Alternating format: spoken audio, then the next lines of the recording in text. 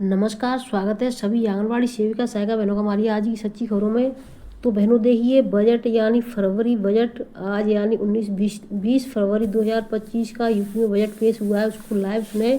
मुख्यमंत्री जी ने आंगनवाड़ी और आशा रसोईया बहनों के लिए क्या कहा है, क्या इसमें सचमुच मिलेगा या फिर से जुमला ही दिया जाएगा।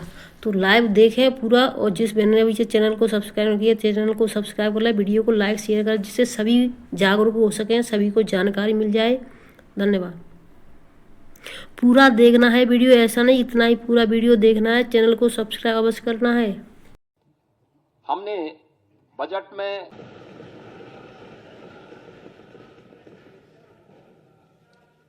इस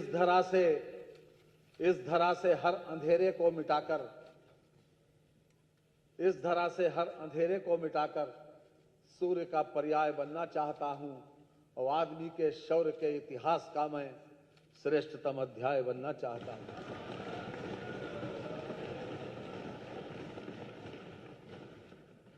अध्यक्ष महोदय, रामचरितमानस की 2 चौपाई है कि जिम सरिता सागर मह जाई, यद्यपि ताहि कामना नाही, तिम सुख संपत्ति भी नहीं बुलाए, धर्मशील पहि जाए सोहाय।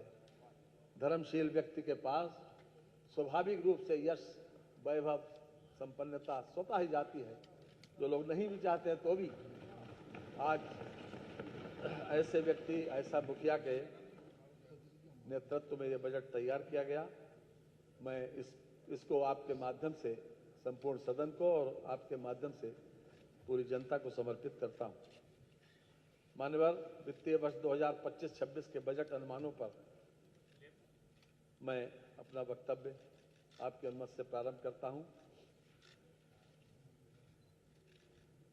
माननीय, इस वर्ष परम पावन तीर्थ नगरी प्रयागराज में महाकुंभ 2025 का भव्य आयोजन हो रहा है। हम सभी जानते हैं कि महाकुंभ 144 वर्षों में आता है। ये हम सभी के लिए ही नहीं, अपितु संपूर्ण भारत देश और पूरे विश्व के लिए परम सौभाग्य का विषय है कि हम अपने जीवन काल में आस्था, संस्कृति और मानवता के समागम के इस महापर्व के भागी बन सके। कुंभ का वर्णन ऋग्वेद एवं अथर्ववेद में मिलता है। ये भारत की प्राचीन सांस्कृतिक एवं धार्मिक अक्षुरता का परिचायक है। कुंभ मात्र एक धार्मिक सांस्कृतिक मेला ही नहीं है, ये एक दुर्लभ खगोलीय घटना भी है। प्रयागराज में आयोजित होने वाले कुंभ के विषय में पुराणों का ये श्लोक मैं पढ़ना चाहूंगा। मेष राशिगते जीवे मकरे चंद्र भास्करो अमावस्या तदा योगः कुंभ इस तीर्थ नायके, अर्थात बृहस्पति मेष राशि में तथा चंद्र और सूर्य मकर राशि में जब आते हैं और अमावस्या तिथि हो तो तीर्थों के नायक प्रयाग में कुंभ योग होता है। हमारी प्राचीन आस्था, धर्म और संस्कृति के प्रतीक कुंभ योग को अनादिकाल से सर्वश्रेष्ठ साक्षात मुक्ति पद की संज्ञा दी गई है। महाकुंभ में देश विदेश से आए लगभग 53 करोड़ से अधिक, वर्तमान में 56 करोड़ से ज्यादा हो गए श्रद्धालुओं ने प्रतिभाग किया। यह संपूर्ण विश्व में मनुष्यों का विशालतम समागम था, जिसके भव्य एवं कुशल आयोजन की सराहना सभी ने मुक्त कंठ से की है। संभवतः इस सदन में उपस्थित सम्मानित सदस्यों ने मानवता के इस महापर्व में पर प्रतिभाग किया होगा। माननीय हमारे यशस्वी प्रधानमंत्री श्री नरेंद्र मोदी जी तथा हमारे तेजस्वी मुख्यमंत्री योगी आदित्यनाथ जी के कुशल नेतृत्व में उत्तर प्रदेश ने पिछले लगभग 8 वर्षों में प्रत्येक क्षेत्र में अभूतपूर्व प्रगति की है। चाहे वह कानून व्यवस्था हो, आर्थिक विकास हो, औद्योगिक विकास हो, दुर्बल वर्गों को विकास की मुख्य धारा में लाना हो, गरीबी उन्मूलन हो, अवस्थापना विकास हो अथवा वित्तीय समावेशन हो, हमने चिकित्सा सुविधाओं का तीव्र गति से विकास किया है। प्रत्येक क्षेत्र में आधुनिक तकनीक के प्रयोग और नवाचार को विशेष रूप से बढ़ावा दिया गया है। माननीय मुख्यमंत्री जी के द्वारा प्रदेश की अर्थव्यवस्था को $1 ट्रिलियन बनाए जाने का लक्ष्य रखा गया है। इस हेतु राज्य सरकार द्वारा 10 सेक्टर यथा कृषि एवं संवर्गीय सेवाएं, अवस्थापना, उद्योग, आईटी एवं इलेक्ट्रॉनिक्स, स्वास्थ्य एवं परिवार कल्याण, शिक्षा, पर्यटन, नगर विकास, वित्तीय सेवाएं, ऊर्जा, पूंजी निवेश आदि चिन्हित करते हुए सेक्टरवार कार्य योजना तैयार की गई है। प्रदेश सरकार के संबंधित विभागों द्वारा सेक्टरवार कार्य योजना पर कार्य चल रहा है, जिसकी समीक्षा नियमित रूप से की जा रही है।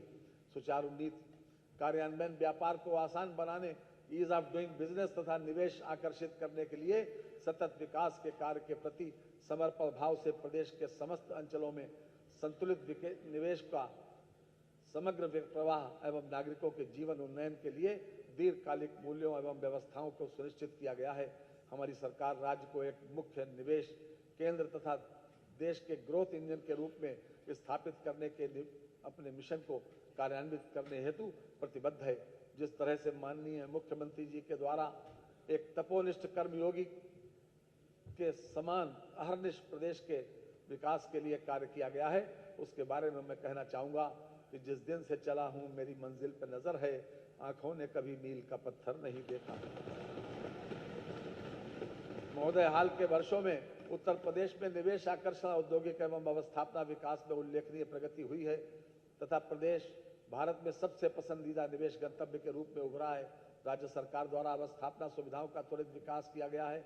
कई निवेशोन्मुख नीतियां उद्घोषित की गई हैं तथा कारोबारी माहौल में अभूतपूर्व सुधार किया गया है, जिससे प्रदेश की छवि आर्थिक रूप से पिछड़े राज्य से परिवर्तित होकर एक प्रगतिशील राज्य के रूप में स्थापित हुई है। विश्व स्तरीय इंफ्रास्ट्रक्चर विकसित करने में उत्तर प्रदेश ने उल्लेखनीय प्रगति की है। राज्य में विकसित हो रही वायु, जल, सड़क एवं रेल नेटवर्क की कनेक्टिविटी से राज्य के उद्योगों एवं मैन्युफैक्चरिंग इकाइयों को अपना माल भारत एवं विदेशों के बाजारों में भेजने के लिए परिवहन के विभिन्न साधनों के बीच निर्बाध रूप से स्विच करने की सुविधा प्रदान करेगी।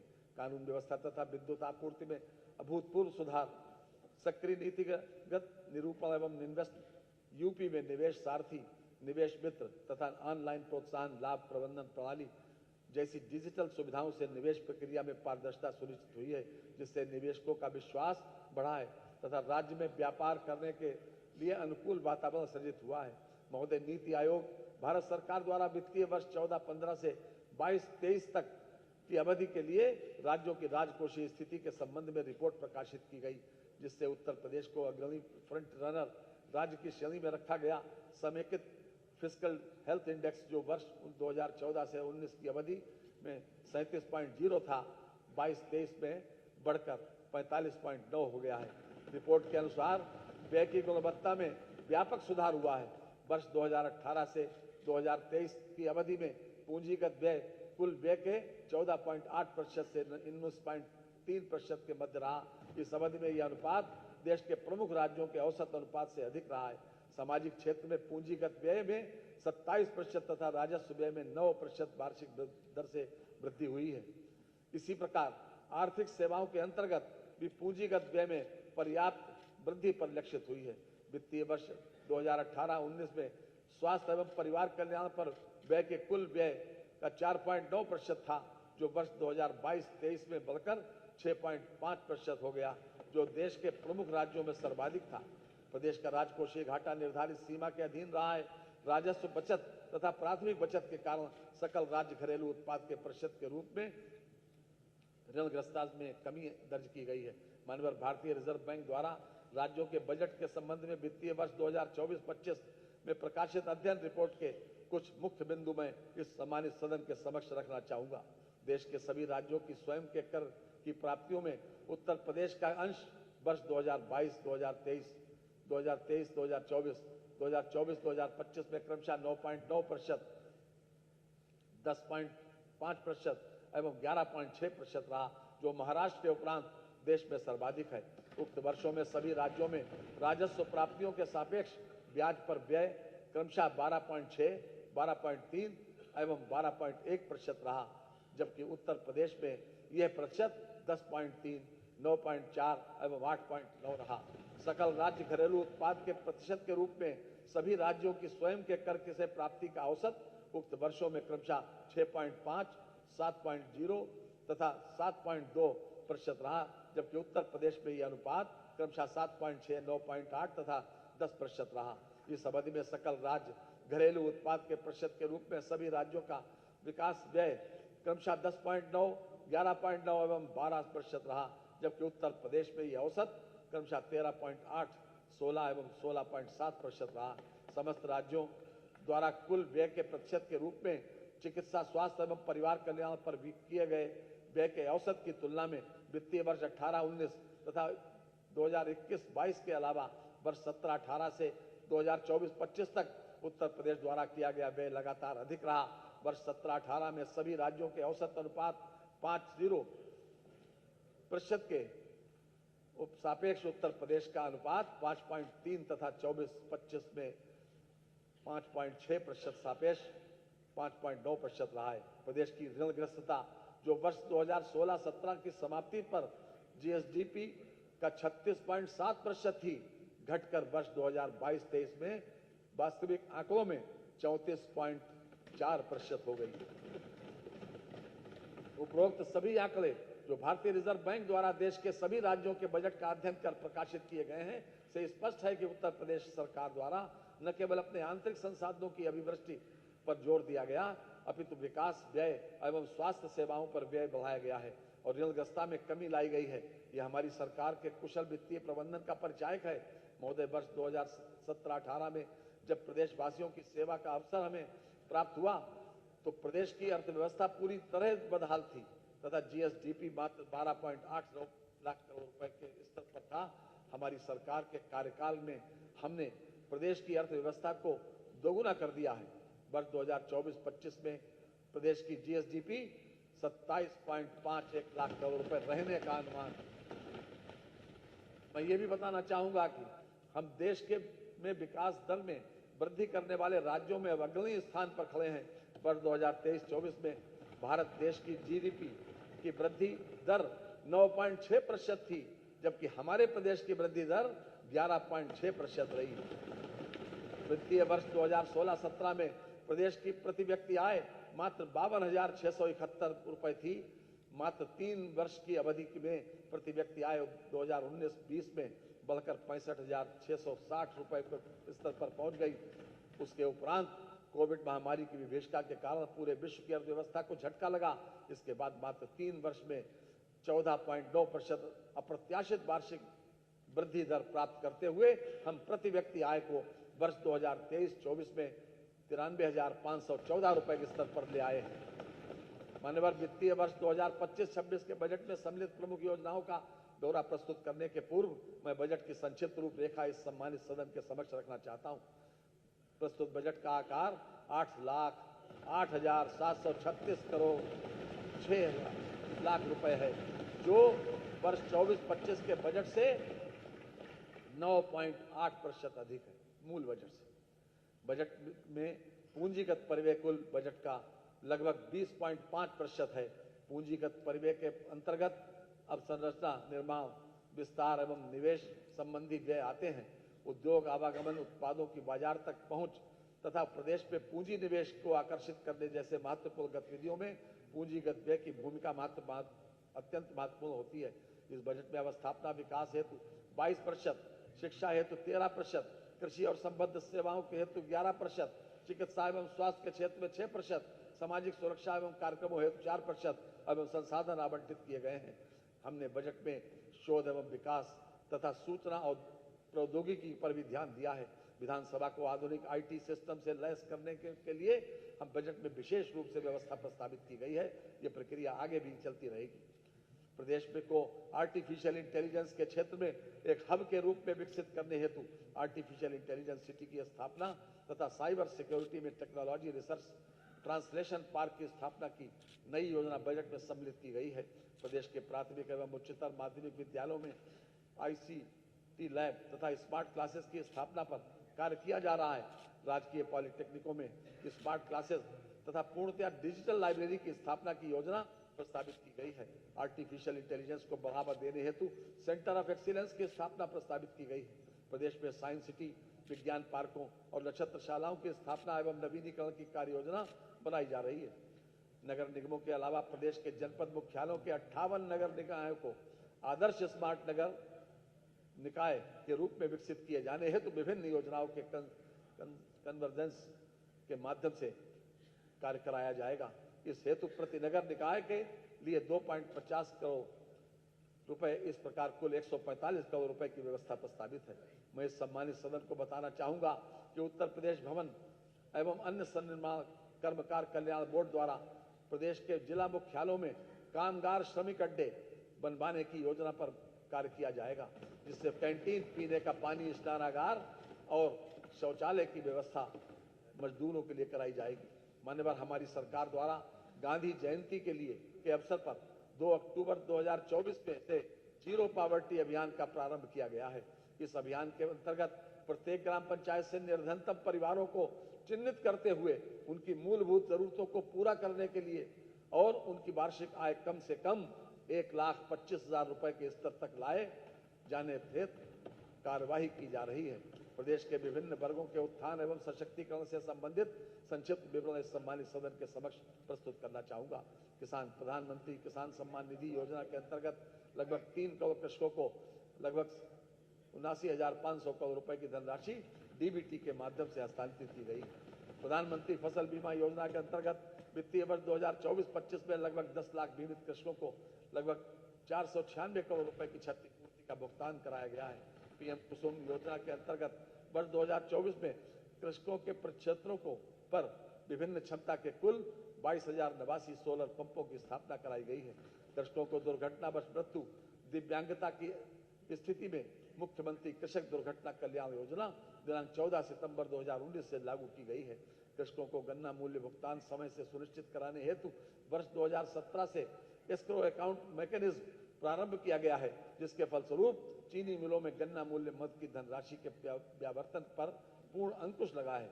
वर्तमान सरकार द्वारा वर्ष 2017 से अब तक लगभग 46 लाख गन्ना किसानों को लगभग 2,73,000 करोड़ रुपए का रिकॉर्ड गन्ना मूल्य भुगतान कराया गया। यह गन्ना मूल्य भुगतान इसके पूर्व के 22 वर्षों के सम्मिलित गन्ना मूल्य से 59,143 करोड़ रुपए अधिक। औसत गन्ना उत्पादकता 72 टन प्रति हेक्टेयर से बढ़कर 85 टन प्रति हेक्टेयर बढ़ जाने से किसानों की आय में औसतन 370 रुपए प्रति कुंटल की दर से 43,364 रुपए प्रति हेक्टेयर की वृद्धि हुई। इसके लिए शोध संस्थानों के वैज्ञानिक, छात्र तथा हमारे परिश्रमी किसान भाई बधाई के पात्र हैं। महिला एवं बाल विकास उत्तर प्रदेश राज्य ग्रामीण आजीविका मिशन के अंतर्गत ग्रामीण क्षेत्रों में 96 लाख से अधिक परिवारों की महिलाओं को आच्छादित किया गया है। ग्राम स्तर पर डिजिटल लेन देन को प्रोत्साहित करने हेतु बीसी सखी योजना के अंतर्गत 39,556 बीसी सखी द्वारा कार्य करते हुए 31,103 करोड़ रुपए से अधिक का वित्तीय लेन देन किया गया है। 84.38 करोड़ रुपए का लाभांश अर्जित किया गया। लखपति महिला योजना के अंतर्गत 31 लाख से अधिक दीदियों का चिन्हांकन किया गया है तथा 2 लाख से अधिक महिलाएं लखपति की श्रेणी में आ चुकी हैं। प्रधानमंत्री उज्ज्वला योजना के तहत अब तक लगभग 1.86 करोड़ लाभार्थियों को गैस कनेक्शन वितरित किए जा चुके हैं। उज्ज्वला योजना के लाभार्थियों को 2 निःशुल्क सिलेंडर वितरित किए जा रहे हैं। उत्तर प्रदेश में महिला स्वामित्व वाली प्रोड्यूसर कंपनियों के गठन हेतु महिला सामर्थ्य योजना संचालित है। बालिका शिक्षा को बढ़ावा देने हेतु सह शिक्षा की व्यवस्था के साथ साथ बालिका छात्रावास का निर्माण, बालिकाओं का सशक्तिकरण, मीना मंच, आत्मरक्षा प्रशिक्षण एवं संवेदीकरण आदि गतिविधियों का क्रियान्वयन किया जा रहा है। उच्च शिक्षा प्राप्त कर रही मेधावी को पात्रता के आधार पर स्कूटी प्रदान किए जाने की योजना लाई जा रही है। ये मेधावी छात्राओं के लिए युवा स्वामी विवेकानंद युवा सशक्तिकरण योजना के अंतर्गत 49.86 लाख स्मार्टफोन टैबलेट वितरित किए जा चुके हैं। वित्तीय वर्ष 25-26 में इस योजना के तहत टैबलेट उपलब्ध कराए जाएंगे। प्रतियोगी छात्रों को अपने घर के समीप ही कोचिंग की सुविधा उपलब्ध कराने के उद्देश्य से राज्य सरकार द्वारा प्रदेश के सभी जनपदों में मुख्यमंत्री अभ्युदय योजना का संचालन किया जा रहा है। प्रधानमंत्री शिक्षुता प्रोत्साहन योजना के अंतर्गत वर्ष सत्र 2024-25 में 53,833 अभ्यर्थियों को शिक्षुता प्रशिक्षण हेतु योजित किया गया है। यह अप्रेंटिस की विशेष योजना है। प्रदेश के शिक्षित एवं प्रशिक्षित युवाओं को स्वरोजगार से जोड़कर नए सूक्ष्म उद्योगों की स्थापना हेतु वित्तीय संसाधन उपलब्ध कराए जाने के उद्देश्य से वर्ष 2024-25 में मुख्यमंत्री युवा उद्यमी विकास अभियान योजना प्रारंभ की गई है। यह अपने तरह की पहली योजना है जिसमें सूक्ष्म उद्यम स्थापित करने हेतु युवाओं को गारंटी मुक्त एवं ब्याज मुक्त ऋण उपलब्ध कराया जा रहा है। इस योजना के अंतर्गत प्रतिवर्ष 1 लाख नए सूक्ष्म उद्यमों की स्थापना किए जाने का लक्ष्य है। इनोवेशन दिवस के अवसर पर यूपी स्टार्टअप संवाद और एक्सपो का आयोजन किया गया, जिसमें प्रथम 3 स्टार्टअप को क्रमशः 1 लाख 75,000 एवं 50,000 का पुरस्कार तथा शेष 5 को 25-25 हजार रुपए का पुरस्कार प्रदान किया गया। प्रदेश में युवाओं को नवाचार से जोड़ने के लिए इनोवेशन फंड की स्थापना पर कार्य किया जा रहा है, जिससे प्रदेश में स्टार्टअप इकोसिस्टम विकसित हो सकेगा। पीआरडी स्वयं सेवकों के मानदेय में वृद्धि प्रस्तावित है तथा स्वयं सेवकों को लगभग 20 लाख अतिरिक्त रोजगार दिवस उपलब्ध कराए जाने की व्यवस्था की जा रही है। ग्राम पंचायत स्तर पर गठित लगभग 80,000 युवक एवं महिला मंगल दलों को प्रोत्साहन स्वरूप खेल सामग्री उपलब्ध कराई जा रही है। रोजगार मनरेगा योजना अंतर्गत विगत वित्तीय वर्ष 2024-25 में 26 करोड़ मानव दिवस लक्ष्य के सापेक्ष दिनांक 8 जनवरी 2025 तक 27.40 करोड़ मानव दिवस का सृजन किया गया है तथा 3,13,076 परिवारों को 100 दिन का रोजगार प्रदान किया गया है। मानव दिवस सृजन एवं वित्तीय प्रगति में उत्तर प्रदेश देश में प्रथम स्थान पर है। मनरेगा योजना अंतर्गत वित्तीय वर्ष 2024-25 में महिलाओं की सहभागिता 42% है। उत्तर प्रदेश कौशल विकास मिशन के अंतर्गत विगत 6 वर्षों में 15.25 लाख युवाओं को निःशुल्क रोजगार परक प्रशिक्षण प्रदान कर 5.71 लाख युवाओं को स्वरोजगार से जोड़कर सेवा आयोजित किया गया। अप्रेंटिस योजना के अंतर्गत अब तक 2,54,335 युवाओं को उद्योगों व एमएसएमई में योजित किया गया है। एक जनपद एक उत्पाद वित्त पोषण योजना अंतर्गत वर्ष 2024-25 में 17 दिसंबर 2024 तक 1,838 लाभार्थियों को लाभान्वित कराते हुए लगभग 10,560 लाख रुपए की मार्जिन मनी वितरित की गई तथा 34,500 रोजगार का सृजन हुआ। निवेश मित्र के माध्यम से वित्तीय वर्ष 2024-25 में माह नवंबर 2024 तक कुल 6,62,672 उद्यम पंजीकृत हुए, जिसमें 59,64,48 रोजगारों का सृजन हुआ है। वर्ष 2017 से दिसंबर 2024 तक आरक्षी एवं समकक्ष उप निरीक्षक एवं समकक्ष तथा लिपिक संवर्ग आदि के विभिन्न पदों पर कुल 1,56,206 भर्तियां की गई। वर्तमान में अराजपत्य श्रेणी के विभिन्न पदों पर सीधी भर्ती के 92,919 पदों पर भर्ती हेतु कार्रवाई प्रचलित है। लगभग 96 लाख एमएसएमई इकाइयों की संख्या तथा 1.65 करोड़ लोगों को रोजगार उपलब्ध कराने के दृष्टिकोण से उत्तर प्रदेश देश के सभी राज्यों में अग्रणी है। श्रमिक कल्याण मातृत्व शिशु एवं बालिका मदद योजना के अंतर्गत माह सितंबर 2024 तक 6,22,974 लाभार्थी हैं। निर्माण कामगार मृत्यु एवं दिव्यांगता सहायता योजना के अंतर्गत माह सितंबर 2024 तक 41,453 लाभार्थी हैं। कन्या विवाह सहायता योजना के अंतर्गत पंजीकृत श्रमिक के कुल 2 बालिकाओं के स्वजातीय विवाह की स्थिति में 55,000 रुपए तथा अंतरजातीय विवाह की स्थिति में 61,000 रुपए की रकम दिए जाने का प्राविधान है। निर्माण कामगार गंभीर बीमारी सहायता योजना के अंतर्गत गंभीर बीमारियों का इलाज सरकारी अस्पतालों में कराने पर इलाज के व्यय की 100% प्रतिपूर्ति कराई जा रही है।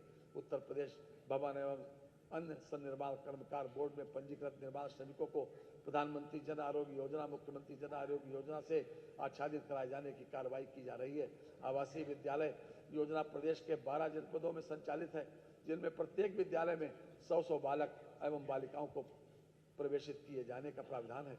निर्माण श्रमिकों के बच्चों को निःशुल्क गुणवत्तापूर्ण एवं उद्देश्यपरक शिक्षा उपलब्ध कराने की दृष्टि से प्रदेश के प्रत्येक मंडल में 360 बच्चों की क्षमता वाला एक अटल आवासीय विद्यालय स्थापित है।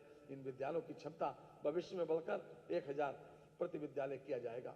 वित्तीय समावेशन वर्ष 2024-25 में बैंकों द्वारा प्रदेश में ऋण वितरण हेतु तैयार की गई वार्षिक ऋण योजना अंतर्गत द्वितीय त्रैमास तक 2.50 लाख करोड़ रुपए का ऋण वितरण बैंकों के माध्यम से कराया गया है। वर्तमान में प्रदेश में बैंकों की 20,416 शाखाएं, 4,932 बैंक मित्र एवं बीसी सखी तथा 18,747 एटीएम सहित कुल 4,40,095 बैंकिंग केंद्रों के माध्यम से बैंकिंग सुविधाएं उपलब्ध कराई जा रही हैं। प्रधानमंत्री जन धन योजना के अंतर्गत प्रदेश 9.57 करोड़ खातों के साथ देश में प्रथम स्थान पर है। प्रधानमंत्री सुरक्षा बीमा योजना अंतर्गत अब तक प्रदेश में 6.52 करोड़ नामांकन के साथ उत्तर प्रदेश प्रथम स्थान पर है। प्रधानमंत्री जीवन ज्योति बीमा योजना अंतर्गत अब तक प्रदेश में 2.28 करोड़ नामांकन के साथ उत्तर प्रदेश प्रथम स्थान पर है। अटल पेंशन योजना के अंतर्गत अब तक प्रदेश में 1.12 करोड़ नामांकन के साथ प्रदेश का उत्कृष्ट प्रदर्शन रहा है। कानून व्यवस्था मानव किसी भी समाज के सामाजिक आर्थिक उत्थान के लिए सुदृढ़ कानून व्यवस्था का होना पहली शर्त है। जब हमारी सरकार ने अपने पहले कार्यकाल में कार्यभार संभाला था, उस समय प्रदेश किस प्रकार की विषम कानून व्यवस्था और गुंडा राज की गिरफ्त में था, ये सभी को मालूम है। हमारे तेजस्वी मुख्यमंत्री जी के नेतृत्व एवं मार्गदर्शन निर्देशन में हमारी सरकार द्वारा प्रदेश में अपराध के प्रति जीरो टॉलरेंस की नीति अपनाते हुए गुंडों, माफियाओं और हर सब अपराध पेशा लोगों के विरुद्ध अभियान चलाकर कार्रवाई की गई।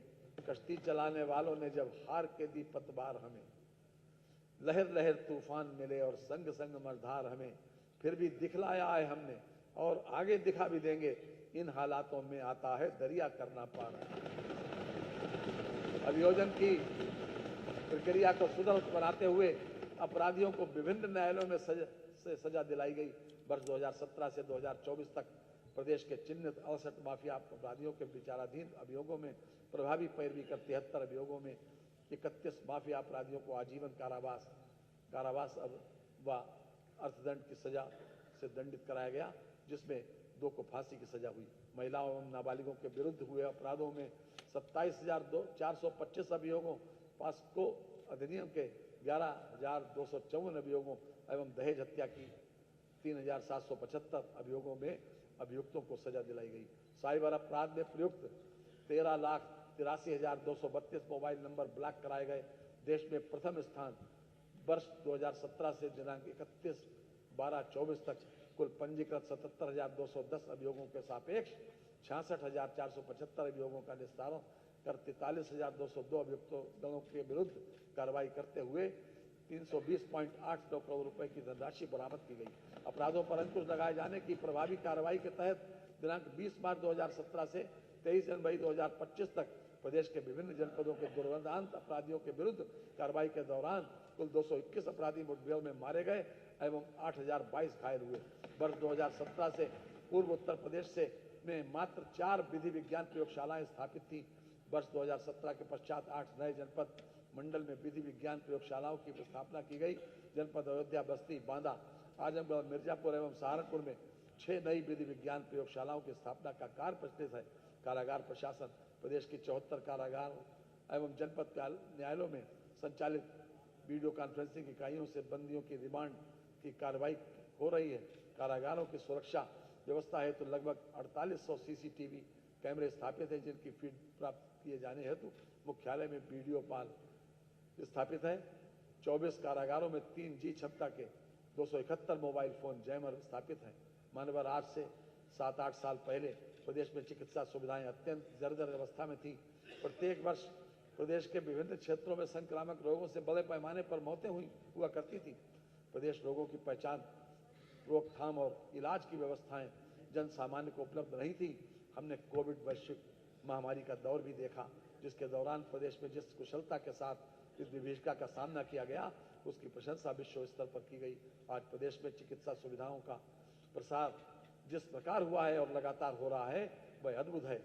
रात कितनी ही भले हो स्याह, आखिर में उसे मात खानी ही पड़ेगी रोशनी के हाथ से। चिकित्सा शिक्षा वर्तमान में प्रदेश में 80 मेडिकल कॉलेज हैं, जिनमें 44 राज्य सरकार द्वारा संचालित है एवं 36 निजी क्षेत्र में हैं।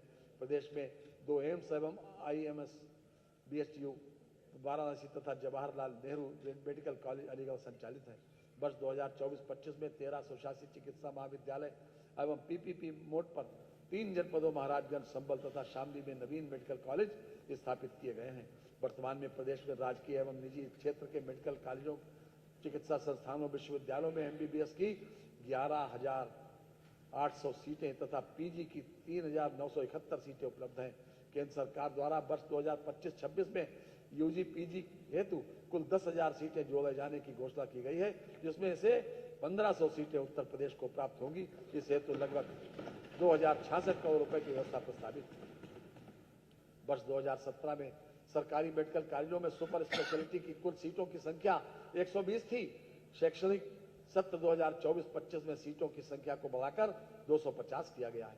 जनपद बलिया तथा बलरामपुर में स्वशासी राजकीय चिकित्सा महाविद्यालय की स्थापना हेतु क्रमशः 27 करोड़ रुपए तथा 25 करोड़ रुपए की व्यवस्था प्रस्तावित।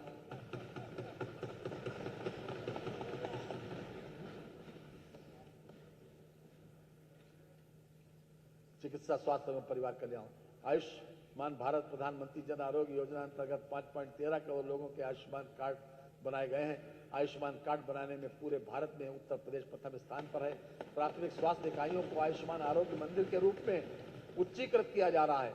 वर्तमान में कुल 22,681 आयुष्मान आरोग्य मंदिर स्थापित हैं। उपकेंद्रों से टेली कंसल्टेशन प्रारंभ कर ग्रामीण क्षेत्रों में चिकित्सा सुविधाएं उपलब्ध कराने का आरंभ जुलाई 2020 से किया गया है। प्रदेश में राष्ट्रीय स्वास्थ्य मिशन द्वारा पोषित पीपीपी मोड पर निःशुल्क डायलिसिस सेवाएं उपलब्ध कराई जा रही हैं। प्रदेश में राष्ट्रीय स्वास्थ्य मिशन द्वारा पीपीपी मोड पर जनपदीय चिकित्सालयों में सीटी स्कैन की निःशुल्क सेवा उपलब्ध कराई जा रही है। आयुष प्रदेश के विभिन्न जनपदों में वर्तमान में 2110 आयुर्वेदिक, 254 यूनानी एवं 1585 होम्योपैथिक चिकित्सालयों के साथ ही 8 आयुर्वेदिक कॉलेज एवं उनसे संबद्ध चिकित्सालय, 2 यूनानी कॉलेज एवं उनसे संबद्ध चिकित्सालय तथा 9 होम्योपैथिक कॉलेज एवं उनसे संबद्ध चिकित्सालय संचालित हैं। वित्तीय वर्ष 2025-26 में महायोगी गुरु गोरखनाथ आयुष विश्वविद्यालय गोरखपुर का निर्माण कार्य पूर्ण किया जाना, जनपद अयोध्या में राजकीय आयुर्वेदिक महाविद्यालय का निर्माण कार्य पूर्ण किया जाना, जनपद वाराणसी में राजकीय होम्योपैथिक मेडिकल कॉलेज की स्थापना कराया जाना लक्षित है। अब स्थापना एवं औद्योगिक विकास। मान्यवर, जब वर्ष 2017 में हमने कार्यभार संभाला था, उस समय प्रदेश में औद्योगिक विकास की पूरी तरह से रुका पड़ा था। उद्योग प्रदेश से विस्थापित हो रहे थे। उस समय कोई भी ये कल्पना भी नहीं कर सकता था कि प्रदेश में उद्योग धंधे आएंगे भी, परंतु दृढ़ संकल्प, आत्मविश्वास और लक्ष्य प्राप्ति के अथक प्रयासों से कुछ भी संभव है। लोग कहता है बदलता है जमाना अक्सर, अब खास वो हैं जो जमाने को बदल देते। राज्य सरकार द्वारा ग्लोबल इन्वेस्टर्स समिट का सफलतम आयोजन किया गया, जिसमें लगभग 36 लाख करोड़ के निवेश के एमओयू पर हस्ताक्षर किया गया। उक्त समिट के एक वर्ष के अंदर ही 6.50 लाख करोड़ से अधिक निवेश से या तो वाणिज्यिक उत्पादन प्रारंभ हो गया है अथवा संबंधित परियोजनाएं निर्माणाधीन, जो अब तक की सबसे बड़ी उपलब्धि। राज्य सरकार द्वारा प्रदेश में 4 नए एक्सप्रेस वे के निर्माण का निर्णय लिया गया। आगरा लखनऊ एक्सप्रेस वे से गंगा एक्सप्रेस वे, कौसिया जनपद हरदोई बाया फर्रुखाबाद तक प्रवेश नियंत्रित ग्रीनफील्ड एक्सप्रेस वे का निर्माण कराया जाएगा, जिसके लिए 900 करोड़ रुपए की व्यवस्था प्रस्तावित है। गंगा एक्सप्रेस वे को प्रयागराज, मिर्जापुर, वाराणसी, चंदौली होते हुए सोनभद्र से जोड़ने के लिए बिंद एक्सप्रेस वे के निर्माण के लिए 50 करोड़ रुपए की व्यवस्था प्रस्तावित है।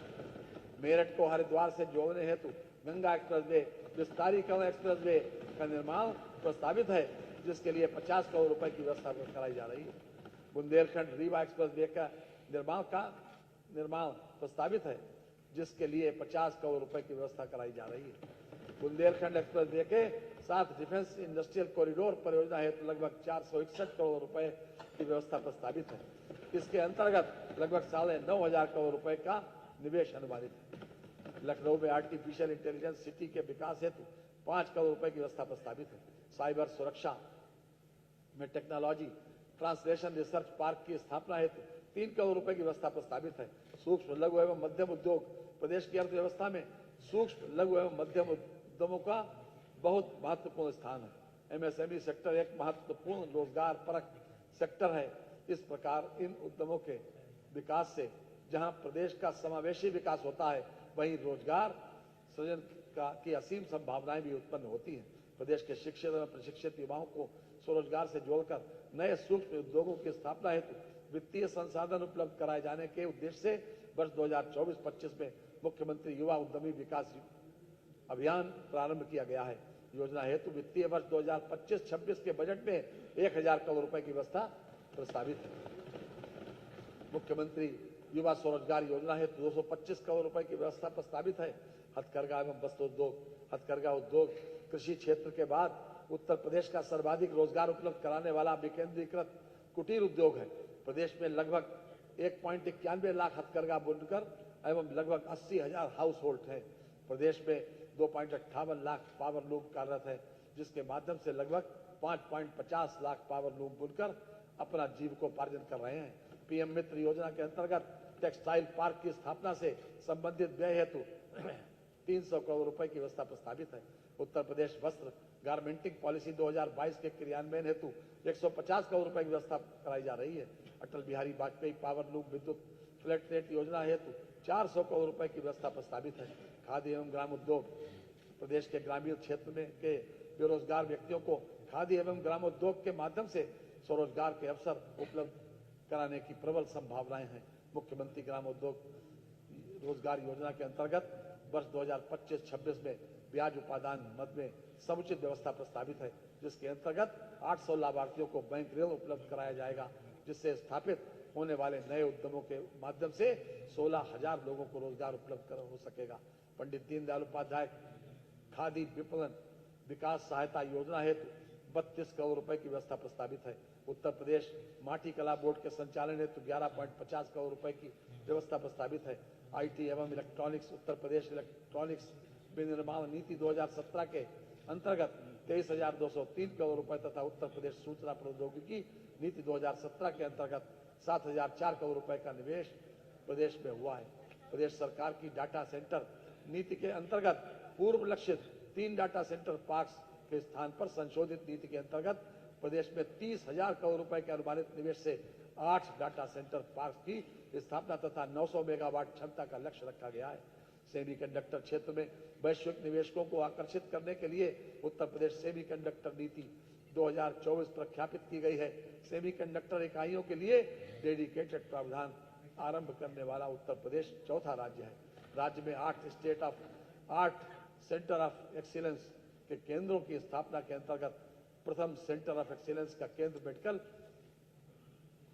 इलेक्ट्रॉनिक्स के क्षेत्र में Sanjay Gandhi post graduate institute of medical sciences में तथा आईआईटी कानपुर नोएडा परिसर में आर्टिफिशियल इंटेलिजेंस के क्षेत्र में अब आईआईटी कानपुर परिसर में ड्रोन सेंटर ऑफ एक्सीलेंस स्थापित होकर परिचालनरत हो गए हैं।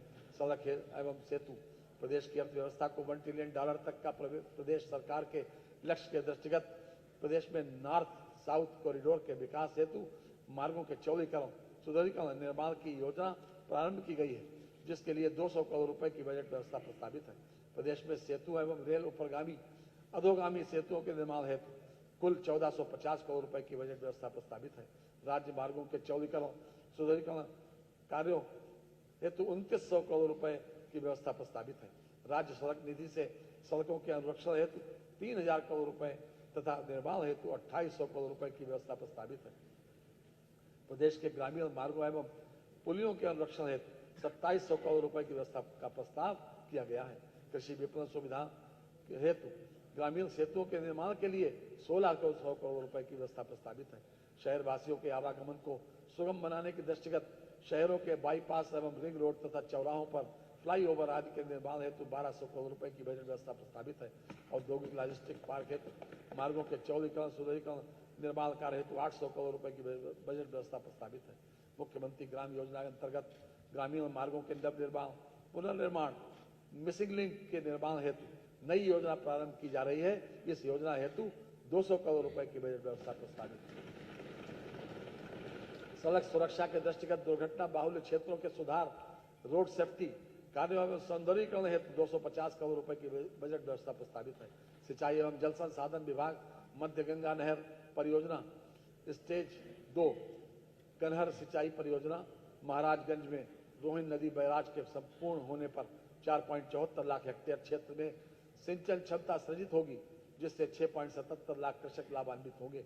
विभिन्न जनपदों में 6600 राजकीय नलकूपों के आधुनिकीकरण 2100 नवीन राजकीय नलकूपों के निर्माण तथा डार्क जोन में स्थित 569 असफल राजकीय नलकूपों के पुनर्निर्माण का कार्य प्रगति पर है। इन कार्यों से लगभग 2.38 लाख हेक्टेयर सिंचन क्षमता की पुनर्स्थापना होगी तथा लगभग 2.12 लाख कृषक परिवार लाभान्वित होंगे। नहरों एवं सरकारी नलकूपों से किसानों को मुफ्त पानी की सुविधा हेतु 1300 करोड़ रुपए की बजट व्यवस्था प्रस्तावित है। प्रदेश के 1750 असफल नलकूपों के पुनर्निर्माण हेतु 200 करोड़ रुपए की व्यवस्था प्रस्तावित है। डार्क जोन के असफल 569 नलकूपों के लिए लगभग 9 करोड़ रुपए की व्यवस्था की गई है। प्रदेश सरकार द्वारा 1551 बांध परियोजनाओं पूर्ण की गई, जिससे 3287 लाख हेक्टेयर क्षेत्र सुरक्षित हुआ है तथा करोड़ों की आबादी लाभान्वित हुई। नमामि गंगे एवं ग्रामीण जलापूर्ति प्रदेश में जल जीवन मिशन के अंतर्गत प्रदेश के समस्त 2.67 करोड़ ग्रामीण परिवारों को क्रियाशील गृह नल संयोजन प्रदान कर शुद्ध एवं सतत पेयजल उपलब्ध कराने का लक्ष्य रखा गया। उक्त लक्ष्य के सापेक्ष 2.34 करोड़ घरों में क्रियाशील गृह नल संयोजन उपलब्ध कराया जा चुका है। पीने का पानी घर में उपलब्ध होने का महत्व वही समझ सकता है जिसके पास ये सुविधा नहीं हो और जिसके घर की महिलाओं बच्चों को पीने के पानी के लिए दूर दराज से पानी भरकर लाने के लिए रोज घर से निकलना पड़ता हो। घरों में नल से पानी उपलब्ध होने से इन परिवारों को बहुत बड़ी राहत मिली है। कोई न हो उदास तो समझो बसंत है, हर घर में हो उल्लास तो समझो बसंत है, जो कंठ तरसते रहे पानी को हमेशा बुझ जाए उनकी प्यास तो समझो बसंत है। गंगा को प्रदूषण से मुक्त बनाए रखने एवं उसमें दूषित जल का उत्प्रवाह रोकने के लिए सीवरेज संबंधी कुल 67 परियोजनाएं स्वीकृत हुई हैं, जिनकी कुल स्वीकृत लागत 14,823 करोड़ रुपए है। वर्तमान तक 39 परियोजनाएं पूर्ण कर संचालित की जा रही हैं तथा शेष परियोजनाएं निर्माणाधीन हैं। जल जीवन मिशन के अंतर्गत ग्रामीण पेयजल योजनाओं के लिए सामुदायिक अंशदान हेतु 4500 करोड़ रुपए तथा जल जीवन मिशन योजना के अंतर्गत अनुरक्षण एवं संचालन हेतु रुपए की व्यवस्था प्रस्तावित है। मुख्यमंत्री लघु सिंचाई योजना के लिए 1100 करोड़ रुपए की व्यवस्था प्रस्तावित है। ऊर्जा वर्ष 2017 के पहले प्रदेश में बिजली आपूर्ति की व्यवस्था पूरी तरह चरमराई हुई थी। न छात्रों को पढ़ाई के लिए बिजली मिलती थी, न ही किसानों को सिंचाई के लिए अस्पतालों और औद्योगिक इकाइयों को बिजली नहीं मिलती थी। गर्मियों में पूरे प्रदेश की जनता बदहाल रहती थी। रातों में शहर अंधेरे में डूबे रहते थे। आज स्थिति पूरी तरह बदल चुकी है। लोगों के घरों में रोशनी है। गर्मियों में निर्बाध बिजली की आपूर्ति सुनिश्चित की गई है। किसानों को सिंचाई के लिए बिजली उपलब्ध है। हमारी सरकार ने इस भावना के साथ कार्य किया है। अज़मते जिंदगी की कसम है हमें, जर्रे जर्रे में महफिल सजा देंगे हम, तेरे दीवार और दर जगमगा देंगे। वर्ष 2024-25 में माह दिसंबर तक औसत आपूर्ति ग्रामीण क्षेत्र में 20 घंटे 35 मिनट, तहसील मुख्यालय में 22 घंटे 36 मिनट तथा जनपद मुख्यालय में 24 घंटे रही। प्रदेश में दिनांक 1 अप्रैल 2022 से दिनांक 31 दिसंबर 2024 तक कुल 1,87,873 निजी नलकूप संयोजन निर्गत किए गए हैं। कृषि फीडरों के पृथकीकरण की योजना के अंतर्गत 4,680 फीडर्स के लक्ष्य के सापेक्ष 3,817 कृषि फीडर्स का निर्माण कराया जा चुका है। उत्तर प्रदेश राज्य विद्युत उत्पादन निगम द्वारा वर्ष 2024-25 में दिसंबर माह तक 7,140 मेगावाट ताप विद्युत उत्पादन क्षमता व संयुक्त उपक्रम में चलित 1980 मेगावाट ताप विद्युत उत्पादन क्षमता एवं 37,056 मिलियन यूनिट ताप विद्युत उत्पादन प्राप्त किया गया। गैर पारंपरिक ऊर्जा स्रोतों को बढ़ावा देने हेतु पंप स्टोरेज जल विद्युत परियोजनाओं की स्थापना 3953 करोड़ रुपए की लागत से प्रस्तावित है। ये परियोजना 4 वर्षों में पूर्ण होगी। परियोजना हेतु 50 करोड़ रुपए की व्यवस्था प्रस्तावित है। कोल इंडिया लिमिटेड के साथ उत्तर प्रदेश राज्य विद्युत उत्पादन निगम लिमिटेड द्वारा संयुक्त उपक्रम के रूप में जनपद जालौन में 500 मेगावाट की सौर ऊर्जा परियोजना की स्थापना प्रस्तावित है। परियोजना की लागत 2500 करोड़ रुपए अनुमानित है।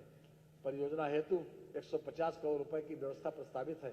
एनटीपीसी ग्रीन एनर्जी लिमिटेड तथा उत्तर प्रदेश राज्य विद्युत उत्पादन निगम लिमिटेड द्वारा संयुक्त उपक्रम के माध्यम से तहसील गरौठा जनपद झांसी में 200 मेगावाट सौर ऊर्जा संयंत्र की स्थापना हेतु 80 करोड़ रुपए की व्यवस्था प्रस्तावित है। अतिरिक्त ऊर्जा स्रोत प्रदेश में सौर ऊर्जा विद्युत उत्पादन को बढ़ावा देने के लिए प्रख्यापित उत्तर प्रदेश सौर ऊर्जा नीति 2022 के अंतर्गत आगामी 5 वर्षों में 22,000 मेगावाट विद्युत उत्पादन का लक्ष्य रखा गया है। अयोध्या शहर को मॉडल सोलर सिटी के रूप में विकसित किया जा रहा है। इसके अतिरिक्त प्रदेश के 16 नगर निगमों एवं नोएडा शहर को भी सोलर सिटी के रूप में विकसित किया जा रहा है। उत्तर प्रदेश राज्य जैव ऊर्जा नीति 2022 के अंतर्गत compressed biogas, biocoal, biodiesel, bioethanol से संबंधित 53 परियोजनाओं की स्वीकृति प्रदान की जा चुकी है तथा 24 परियोजनाएं स्थापित की जा चुकी हैं।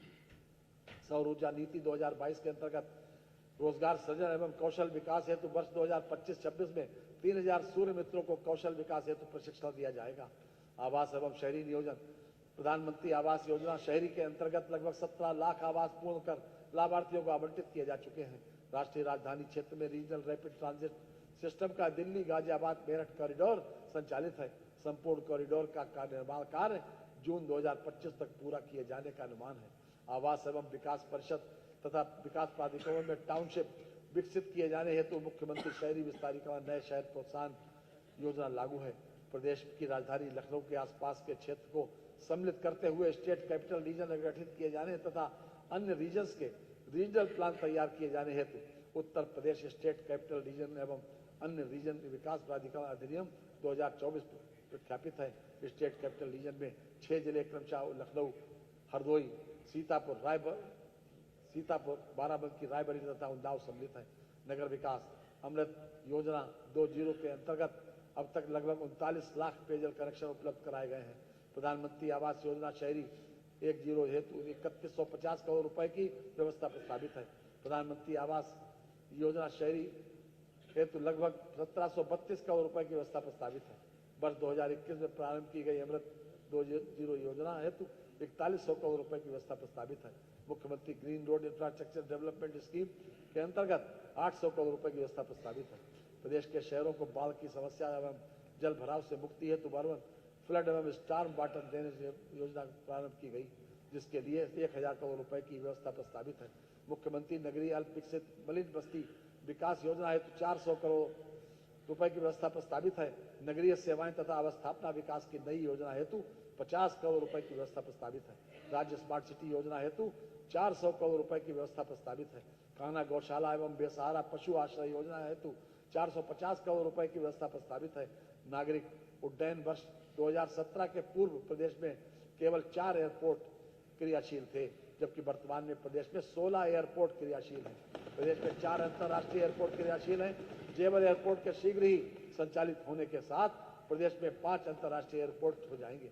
वाराणसी, अलीगढ़ तथा श्रावस्ती एयरपोर्ट का विस्तार, गोरखपुर एयरपोर्ट पर नए टर्मिनल भवन का विकास, आगरा एयरपोर्ट पर नए सिविल एवं तत्संबंधी सुविधाओं का विकास तथा ललितपुर स्थित हवाई पट्टी को एयरपोर्ट के रूप में विकसित किए जाने का निर्णय लिया गया है। घरेलू उड़ानों के अतिरिक्त उत्तर प्रदेश सरकार अब अंतर्राष्ट्रीय गंतव्यों तक उड़ानें संचालित करने की दिशा में कार्य कर रही है। प्रदेश में जिस प्रकार अवस्थापना सुविधाओं का चतुर्मुखी विकास और आवागमन की सुविधाओं का द्रुत गति से विस्तार हुआ है, वह वर्ष 2017 के पहले प्रदेश में रही सरकार के लिए सपने में भी शायद संभव नहीं था।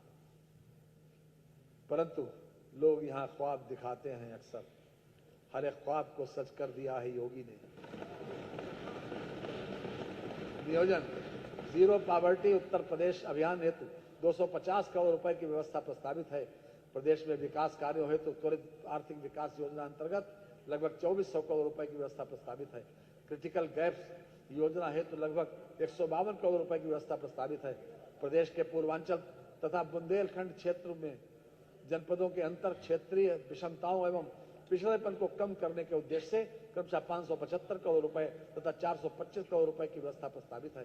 ग्राम विकास महात्मा गांधी नरेगा योजना अंतर्गत वित्तीय वर्ष 25-26 हेतु 34 करोड़ मानव दिवस का सृजन किए जाने का लक्ष्य अनुमानित है, जिसके सापेक्ष 5372 करोड़ रुपए की व्यवस्था प्रस्तावित है। प्रधानमंत्री आवास योजना ग्रामीण के अंतर्गत 36 लाख से अधिक आवासों का निर्माण कराया जा चुका है। योजना हेतु लगभग 4882 करोड़ रुपए की व्यवस्था प्रस्तावित है। मुख्यमंत्री आवास योजना ग्रामीण हेतु 1200 करोड़ रुपए की व्यवस्था प्रस्तावित है। प्रधानमंत्री ग्राम सड़क योजना के अंतर्गत निर्मित सड़कों के अनुरक्षण कार्य हेतु 1088 करोड़ रुपए की व्यवस्था प्रस्तावित है। दीनदयाल उपाध्याय ग्रामीण कौशल योजना हेतु 427 करोड़ रुपए का व्यय अनुमान प्रस्तावित है। उक्त योजना अंतर्गत युवाओं को प्रशिक्षण प्रदान करने के उपरांत नियोजित किया जा सकेगा। पंचायती राज स्वच्छ भारत मिशन ग्रामीण हेतु 2045 करोड़ रुपए की बजट व्यवस्था प्रस्तावित की जा रही है। ग्राम पंचायत स्तर पर डिजिटल लाइब्रेरी की स्थापना हेतु 454 करोड़ रुपए की व्यवस्था प्रस्तावित है। ग्रामीण अंत्येष्टि स्थलों के विकास हेतु लगभग 244 करोड़ रुपए की व्यवस्था प्रस्तावित है। ग्रामीण क्षेत्रों में ग्रामीण स्टेडियम एवं ओपन जिम के निर्माण हेतु 125 करोड़ रुपए की व्यवस्था प्रस्तावित की गई है। मुख्यमंत्री पंचायत प्रोत्साहन पुरस्कार योजना अंतर्गत 85 करोड़ रुपए की व्यवस्था प्रस्तावित है। प्रदेश की प्रत्येक विधानसभा के ग्रामीण क्षेत्र में बारात तथा अन्य सामाजिक आयोजनों हेतु उत्सव भवन का निर्माण कराया जाना प्रस्तावित है। कृषि प्रदेश में दलहनी एवं तिलहनी फसलों के क्षेत्राच्छादन उत्पादन एवं उत्पादकता में वृद्धि के उद्देश्य से निःशुल्क मिनी किट वितरण कार्यक्रम संचालित किया जा रहा है। उक्त दोनों योजनाओं को हेतु 50 करोड़ रुपए की व्यवस्था प्रस्तावित है। प्रदेश को प्रमाणित बीज उत्पादन के क्षेत्र में आत्मनिर्भर बनाने के लिए उत्तर प्रदेश बीज स्वावलंबन नीति 2024 के अंतर्गत प्रदेश में सीड पार्क विकसित परियोजना पर संचालित है, जिसके लिए 251 करोड़ रुपए की व्यवस्था प्रस्तावित है। National mission on natural farming योजना के अंतर्गत प्रदेश के समस्त जनपदों में प्राकृतिक खेती का कार्यक्रम संचालित किया जाएगा, जिसके लिए 124 करोड़ रुपए की व्यवस्था प्रस्तावित है। पीएम कुसुम योजना के अंतर्गत कृषकों के क्षेत्रों पर सोलर पंपों की स्थापना कराई जा रही है, जिसके लिए 502 करोड़ रुपए की व्यवस्था प्रस्तावित है। कृषि क्षेत्र की क्षमता एवं कौशल विकास तथा उत्पादन वृद्धि की योजना के लिए 200 करोड़ रुपए एवं विश्व बैंक सहायतित यूपी एग्रीज परियोजना के लिए 200 करोड़ रुपए की व्यवस्था प्रस्तावित है। कृषि शिक्षा एवं अनुसंधान, कृषि शिक्षा, शोध एवं प्रसार कार्यों में गतिशीलता बनाए रखने तथा प्रभावी परिणाम कृषकों को उपलब्ध कराने की दृष्टि से प्रदेश में 5 कृषि एवं प्रौद्योगिकी विश्वविद्यालय स्थापित है। प्रदेश में 20 नए कृषि विज्ञान केंद्रों की स्थापना की गई है। प्रदेश में कुल 89 कृषि विज्ञान केंद्र संचालित है। जनपद कुशीनगर में महात्मा बुद्ध कृषि एवं प्रौद्योगिकी विश्वविद्यालय की स्थापना हेतु 100 करोड़ रुपए की व्यवस्था प्रस्तावित है। कृषि एवं प्रौद्योगिकी विश्वविद्यालय में शोध कार्यक्रम हेतु 25 करोड़ रुपए की व्यवस्था प्रस्तावित है। प्रदेश में स्थापित कृषि विश्वविद्यालय महाविद्यालयों में विभिन्न कार्यों हेतु लगभग 86 करोड़ रुपए की व्यवस्था प्रस्तावित है। उद्यान एवं खाद्य प्रसंस्करणों पर drop more crop micro irrigation योजना हेतु 720 करोड़ रुपए की व्यवस्था प्रस्तावित है। राष्ट्रीय औद्योगिक बागवानी मिशन योजना हेतु 650 करोड़ रुपए की व्यवस्था प्रस्तावित है। उत्तर प्रदेश खाद्य प्रसंस्करण उद्योग नीति 2022 के अंतर्गत प्रोत्साहन राशि की व्यवस्था हेतु 300 करोड़ रुपए की प्रावधान कराया जाना प्रस्तावित है। गन्ना विकास एवं चीनी उद्योग, गन्ने की खेती और चीनी मिलें प्रदेश की अर्थव्यवस्था और ग्रामीण विकास की प्रमुख धुरी है। उत्तर प्रदेश देश का सबसे बड़ा गन्ना उत्पादक राज्य है। गन्ना मूल्य के भुगतान हेतु 475 करोड़ रुपए की व्यवस्था प्रस्तावित है। पिपराइच चीनी मिल में 60 KLPD क्षमता की आसवनी की स्थापना हेतु 90 करोड़ रुपए तथा बंदपली छाता चीनी मिल पर 2000 TCD क्षमता की नई चीनी मिल एवं logistic hub warehousing complex की स्थापना हेतु 50 करोड़ रुपए की व्यवस्था प्रस्तावित है। दुग्ध विकास, भारतवर्ष विश्व में सर्वाधिक दुग्ध उत्पादन करने वाला देश है। भारत में उत्तर प्रदेश सर्वाधिक दुग्ध उत्पादन करता राज्य है। दुग्ध व्यवसाय में ही एकमात्र ऐसा व्यवसाय है जो ग्रामीण क्षेत्र के अनुसूचित जाति एवं अन्य पिछड़ा वर्ग के निर्बल भूमिहीन मजदूर बेरोजगारों हेतु अतिरिक्त आय वर्ग का लाभप्रद साधन है। नंद बाबा दुग्ध मिशन के अंतर्गत 203 करोड़ रुपए का प्रावधान कराया जा रहा है। दुग्ध संघों के सुदृढ़ीकरण एवं पुनर्जीवित करने की योजना अंतर्गत लगभग 107 करोड़ रुपए की व्यवस्था प्रस्तावित है। पशुधन प्रदेश में लगभग 12,50,000 गोवंश कुल 7713 गो आश्रय स्थलों में संरक्षित है। मुख्यमंत्री निराश्रित गोवंश सहभागिता योजना तथा पोषण मिशन के अंतर्गत 1,05,000 पशुपालकों को 1,63,000 गोवंश सुपुर्द किए गए हैं। पालतू संरक्षक एवं छुट्टा गोवंश की पहचान हेतु टैगिंग कराए जाने की योजना पर कार्य किया जाएगा। आपकी समस्या सॉल्व होगी। छुट्टा गोवंश के रखरखाव हेतु 2000 करोड़ रुपए का प्रावधान कराया जा रहा है। बृहद गो संरक्षण केंद्रों की स्थापना के लिए 140 करोड़ रुपए की व्यवस्था कराई जा रही है। पशु चिकित्सालयों, पशु सेवा केंद्रों के सुदृढ़ीकरण हेतु 123 करोड़ रुपए की व्यवस्था प्रस्तावित है। मत्स्य प्रधानमंत्री मत्स्य संपदा योजना के अंतर्गत पुरुष लाभार्थियों के लिए 195 करोड़ रुपए तथा महिला लाभार्थियों के लिए 115 करोड़ रुपए की व्यवस्था प्रस्तावित है। प्रधानमंत्री मत्स्य संपदा योजना के अंतर्गत एकीकृत एक्वा पार्क मार्केट के निर्माण हेतु 190 करोड़ रुपए की व्यवस्था प्रस्तावित है। सहकारिता उत्तर प्रदेश कोऑपरेटिव बैंक और जिला सहकारी बैंकों को आधुनिक IT तकनीक से सुसंपन्न करने हेतु टेक्नोलॉजी एडॉप्शन अपग्रेडेशन एवं साइबर सिक्योरिटी के प्रयोजनार्थ 10 करोड़ रुपए की व्यवस्था की गई से नई योजना लाई जा रही है। पैक्स के माध्यम से कृषकों को कम ब्याज दर पर फसली ऋण वितरण हेतु ब्याज अनुदान के लिए 525 करोड़ रुपए की व्यवस्था प्रस्तावित है। रासायनिक उर्वरकों के अग्रिम भंडारण योजना अंतर्गत 170 करोड़ रुपए की व्यवस्था प्रस्तावित है। खाद्य एवं रसद प्रदेश में राष्ट्रीय खाद्य सुरक्षा अधिनियम 2013 के अंतर्गत आच्छादित 3.60 करोड़ अंत्योदय एवं पात्रग्रस्ती कार्ड धारकों को लगभग 8 लाख मीट्रिक टन राशन का निःशुल्क वितरण प्रतिमाह किया जा रहा है। वित्तीय वर्ष 2023-24 में कुल 92.30 लाख मीट्रिक टन निःशुल्क खाद्यान्न वितरण कराया गया है। भारत सरकार द्वारा 1 जनवरी 24 से 5 वर्ष तक के लिए निःशुल्क खाद्यान्न वितरण कराए जाने के निर्णय के क्रम में प्रदेश में निःशुल्क खाद्यान्न वितरण कराया जा रहा है। प्रदेश में राष्ट्रीय खाद्य सुरक्षा अधिनियम 2013 के अंतर्गत त्रैमासिक आधार पर अंत्योदय लाभार्थियों को 1 किलोग्राम प्रति परिवार प्रति कार्ड प्रति माह की दर से प्रति त्रैमास लगभग 12,283 मीट्रिक टन चीनी का आवंटन किया जा रहा है। अन्नपूर्णा भवनों के निर्माण हेतु 200 करोड़ रुपए की व्यवस्था प्रस्तावित है। बेसिक शिक्षा बालिकाओं की शिक्षा को बढ़ावा देने के उद्देश्य से 680 कस्तूरबा गांधी बालिका विद्यालयों का उच्चीकरण कक्षा 12 तक करते हुए कमजोर वर्ग की बालिकाओं को कक्षा 12 तक की निःशुल्क आवासीय शिक्षा व्यवस्था उपलब्ध कराने की कार्रवाई प्राथमिकता के आधार पर की जा रही है। प्रदेश में प्री प्राइमरी के से कक्षा 12 तक की समेकित शिक्षा के लिए अत्याधुनिक अवस्थापना सुविधाओं के साथ उत्कृष्ट शैक्षणिक परिवेश उपलब्ध कराने हेतु नवीन 57 मुख्यमंत्री मॉडल कंपोजिट विद्यालय स्वीकृत किए गए हैं, जिनमें से वर्तमान वित्तीय वर्ष में 22 विद्यालयों के निर्माण की प्रक्रिया गतिमान है, जिसकी निर्माण इकाई लागत 25 करोड़ रुपए है। इसके अतिरिक्त प्रति विद्यालय 5 करोड़ रुपए की दर से फर्नीचर एवं उपकरण विद्यालय कराए जाएंगे। बेसिक शिक्षा परिषद द्वारा संचालित प्राथमिक एवं उच्च प्राथमिक विद्यालयों में अवस्थापना सुविधाओं के विकास के लिए 2000 करोड़ रुपए की व्यवस्था प्रस्तावित है। पीएम श्री योजना के अंतर्गत चयनित विद्यालयों के बच्चों को स्मार्ट शिक्षा से जोड़े जाने के हेतु 580 करोड़ रुपए की व्यवस्था प्रस्तावित है। समग्र शिक्षा योजना के अंतर्गत समस्त प्राथमिक विद्यालयों को राज्य निधि से स्मार्ट स्कूल के रूप में विकसित किए जाने हेतु 300 करोड़ रुपए की व्यवस्था प्रस्तावित है। प्राथमिक विद्यालयों के छात्र छात्राओं को स्कूल बैग हेतु 550 करोड़ रुपए, निःशुल्क यूनिफॉर्म हेतु 168 करोड़ रुपए तथा परिषदीय विद्यालयों एवं सहायता प्राप्त शासकीय प्राथमिक विद्यालयों के छात्रों के परीक्षा शुल्क की प्रतिपूर्ति हेतु लगभग 38 करोड़ रुपए की व्यवस्था प्रस्तावित की गई है। माध्यमिक शिक्षा समग्र शिक्षा अभियान के अंतर्गत विभिन्न कार्यक्रमों के संचालन हेतु 666 करोड़ रुपए की व्यवस्था प्रस्तावित है। राज्य के उच्चतर माध्यमिक विद्यालयों के भवन निर्माण विस्तार विद्युतीकरण एवं भूमि भवन क्रय हेतु 479 करोड़ रुपए की व्यवस्था प्रस्तावित है।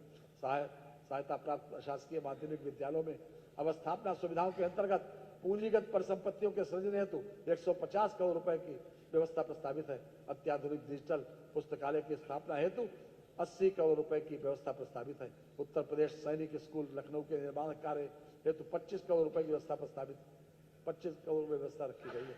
राजकीय संस्कृत पाठशालाओं के निर्माण के लिए 13 करोड़ रुपए की व्यवस्था प्रस्तावित है। माध्यमिक विद्यालयों में संस्कृत पढ़ने वाले छात्रों को छात्रवृत्ति प्रदान किए जाने के लिए 20 करोड़ रुपए की व्यवस्था प्रस्तावित की गई है। पूर्वांचल का प्रथम एवं प्रदेश के दूसरे सैनिक स्कूल जनपद गोरखपुर की स्थापना एवं संचालन किया गया।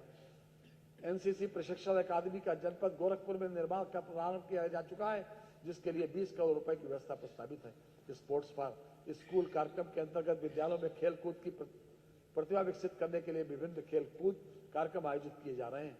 हाल ही में संपन्न 68वीं राष्ट्रीय स्कूली खेल प्रतियोगिताओं में प्रदेश में बालक बालिकाओं ने उत्कृष्ट प्रदर्शन करते हुए 25 स्वर्ण 24 रजत 50 कांस्य पदक सहित कुल 99 पदक प्राप्त किए हैं। उच्च शिक्षा प्रधानमंत्री उच्चतर शिक्षा अभियान योजना के संचालन हेतु 600 करोड़ रुपए की व्यवस्था प्रस्तावित है।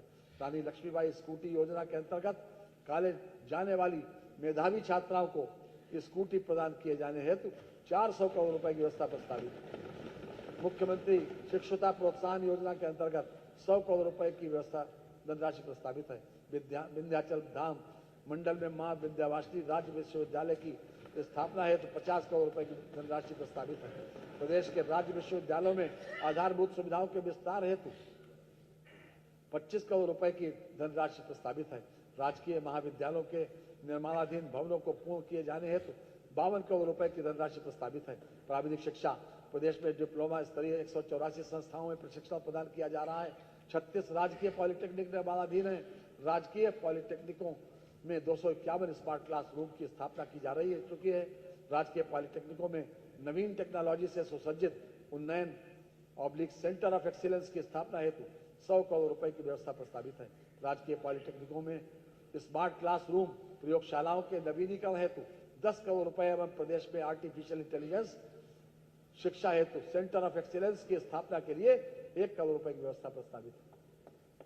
व्यावसायिक शिक्षा एवं कौशल विकास वर्तमान में आने वाला समय देश व प्रदेश के विकास की गति में तकनीकी के श्रेष्ठतम उपयोग का दौर होगा, जिसके दृष्टिगत ये आवश्यक है कि युवाओं को तकनीकी रूप से प्रशिक्षित किया जाए। वर्तमान में प्रदेश में 286 राजकीय औद्योगिक प्रशिक्षण संस्थान संचालित हो रहे हैं, जिनमें विभिन्न व्यवसायों की 1,90,064 सीटें युवाओं के प्रशिक्षण हेतु उपलब्ध हैं। प्रदेश के विभिन्न राजकीय औद्योगिक प्रशिक्षण संस्थानों में से 47 महिलाओं के प्रशिक्षण और महिला शाखा भी संचालित कराई जा रही हैं।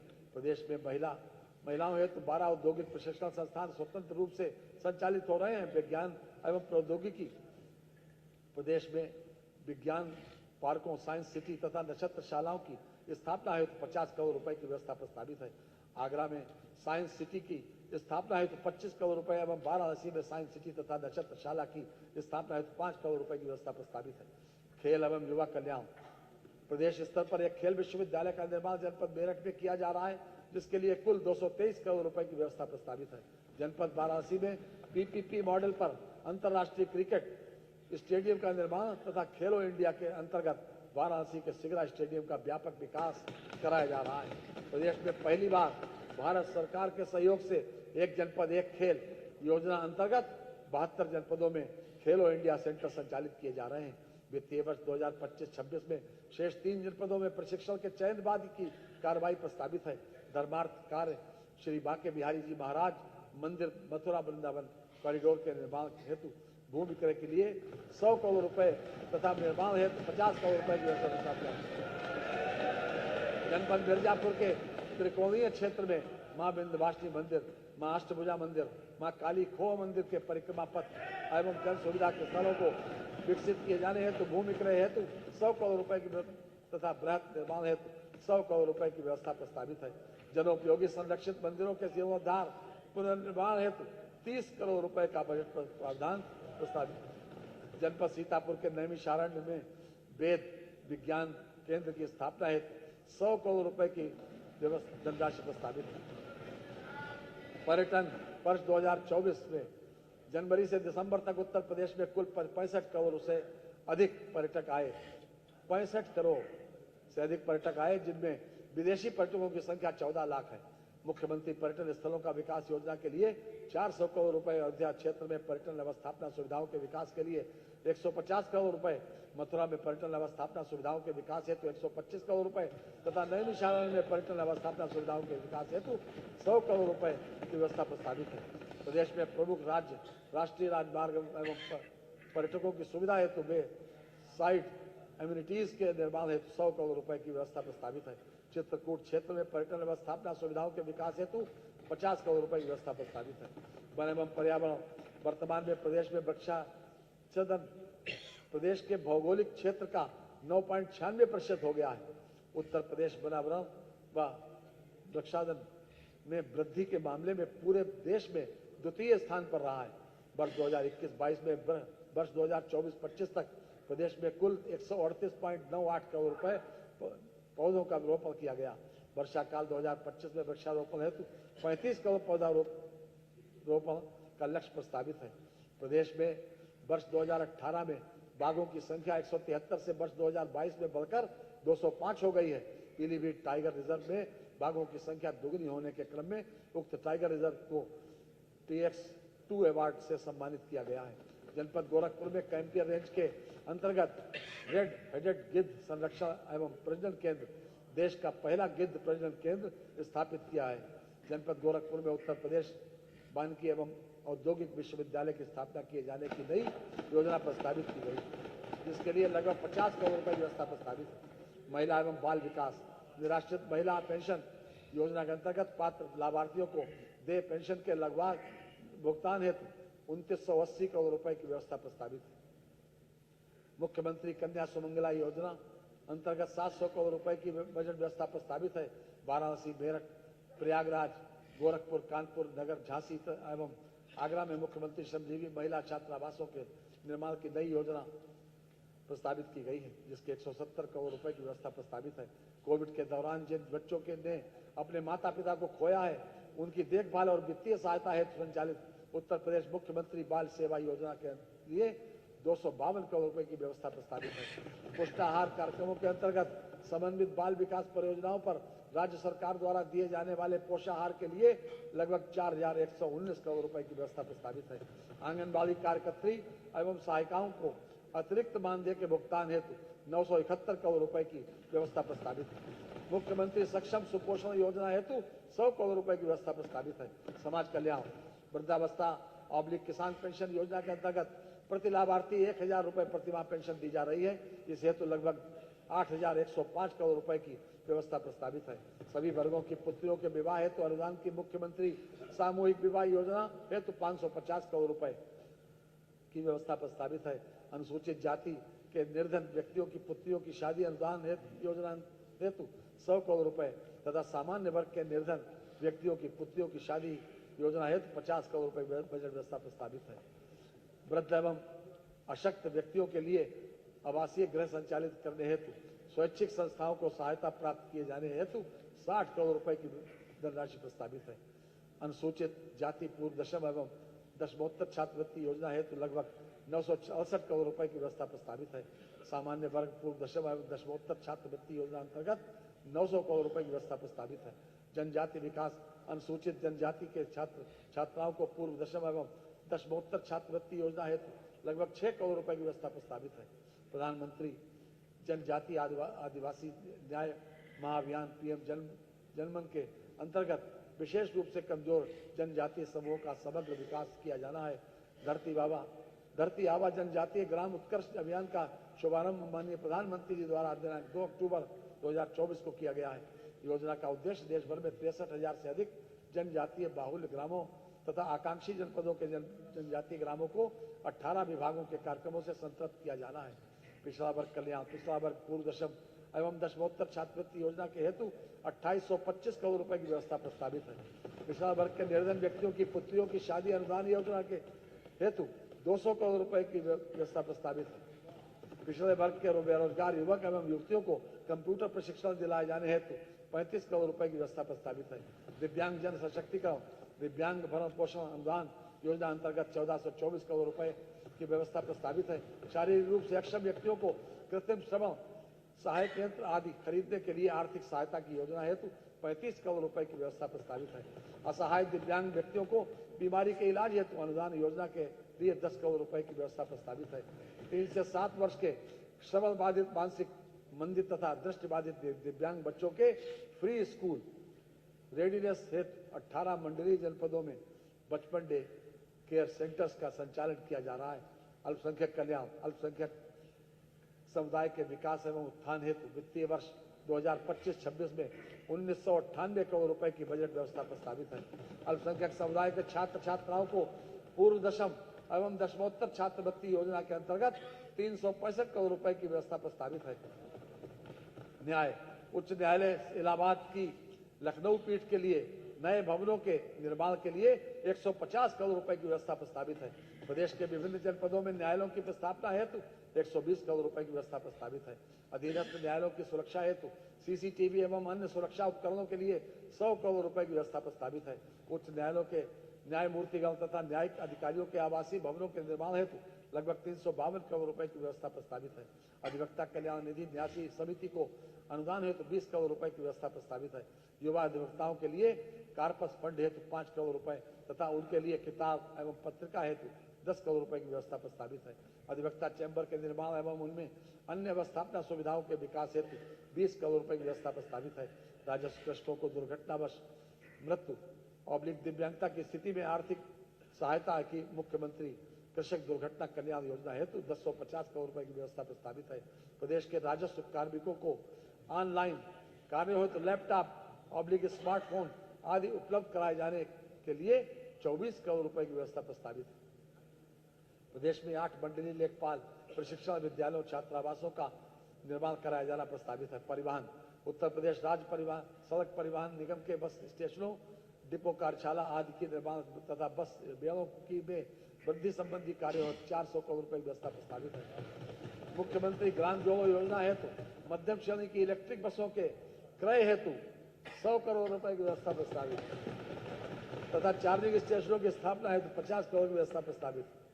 मान्यवर राजकोषीय सेवाएं मान्यवर राज्य वस्तु एवं सेवा कर तथा मूल्य संवर्धित कर राज्य वस्तु एवं सेवा कर तथा मूल्य संवर्धित कर से राजस्व संग्रह का लक्ष्य 1,30,425 करोड़ रुपए निर्धारित किया गया है। आबकारी शुल्क से राजस्व संग्रह का लक्ष्य 63,000 करोड़ रुपए निर्धारित किया गया है। स्टाम्प एवं पंजीकरण से राजस्व संग्रह का लक्ष्य 38,150 करोड़ रुपए निर्धारित किया गया है। वाहन कर से राजस्व संग्रह का लक्ष्य 14,000 करोड़ रुपए निर्धारित किया गया है। वित्तीय वर्ष के बजट अनुमान 2025-26 माने पर प्रस्तुत बजट का आकार 8,0736 करोड़ 6 लाख रुपए है। बजट में 28,478 करोड़ 34 लाख रुपए की नई योजनाएं सम्मिलित की गई हैं। कुल प्राप्तियां 7,79,242 करोड़ 65 लाख रुपए अनुमानित हैं। कुल प्राप्तियों में 6,62,690 करोड़ 93 लाख रुपए की राजस्व प्राप्तियां तथा 1,16,561 करोड़ 72 लाख रुपए की पूंजीगत प्राप्तियां सम्मिलित हैं।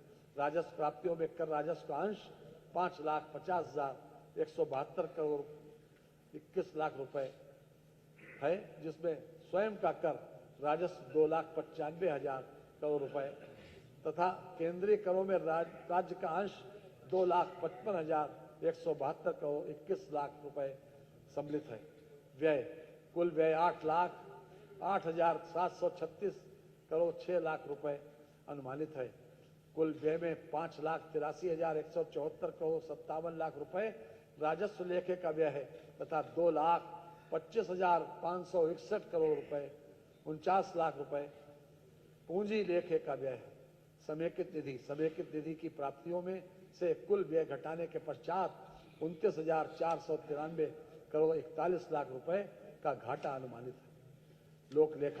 लोक लेखे से 9,500 करोड़ रुपए की शुद्ध प्राप्तियां अनुमानित है। समस्त लेन देन का शुद्ध परिणाम 19,993 करोड़ 41 लाख रुपए ऋणात्मक अनुमानित है। प्रारंभिक शेष 20,240 करोड़ 81 लाख रुपए को हिसाब में लेते हुए अंतिम शेष 247 करोड़ 40 लाख अनुमानित है। राजस्व बचत 79,516 करोड़ 36 लाख रुपए अनुमानित है। राजकोषीय घाटा 91,399 करोड़ 80 लाख रुपए अनुमानित है, जो वर्ष के लिए अनुमानित सकल राज्य घरेलू उत्पाद का 2.97% यानी FRBM की सीमा के अंतर्गत। मनवर हमारी सरकार प्रदेशवासियों को एक सुरक्षित